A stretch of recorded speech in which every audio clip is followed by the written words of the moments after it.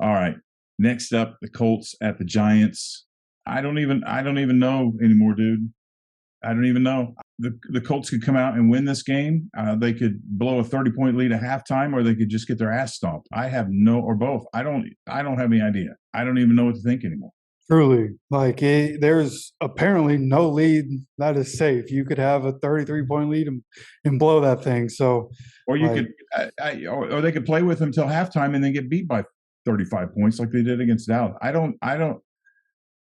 This is the most unpredictable Colts team I've ever. I don't even. I've got like a multitude of emotions going on at once every single week. I'm excited. I'm angry. I'm confused. I'm sad. I don't even know what to expect.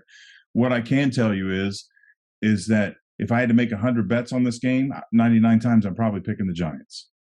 yeah, I think I'd probably be right there with you. Because when the way I'm thinking of it is like the Colts, obviously the offensive line's been an issue. The quarterback's been an issue. Turnovers from the quarterback have been an issue. And Wink Martindale is the defensive coordinator for the Giants. And that is a terrible matchup for this current Colts team because he's going to blitz all day long. You know what I mean? That he does that anyways, even if he Who's he wants going to to play. blitz? Oh, he's going to blitz Foles, isn't he? It's Foles this week. That's right. That's right. It's Nick Foles this week. I'd actually completely forgotten about that.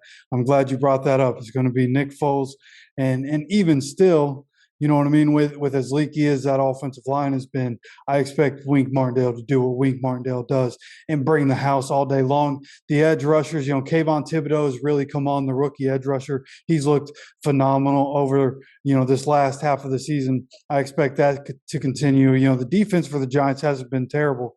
You know what I mean? I just think the Colts, the positive side for the Colts in this game is that their defense is a bad matchup for the Giants because the strength of the Giants lies on the run game and Saquon Barkley. And the Colts, for the most part, have been great against the run all season long in the top 5 against the run for most of the season. So, I think it's bad matchup against bad matchup. It's probably going to be a low scoring game, somewhere in the 30s total. So, at the end of the day, especially lately, I wish I was more confident with the Giants. They haven't been, world beaters of late, but I just have more confidence in them, which sucks. But I've seen Colts blow a 33-point lead. I saw them let the Dallas Cowboys outscore them 33-0 in the fourth quarter of that game. Like, I just don't have any confidence, no matter who the quarterback is, no matter what the situation is right now.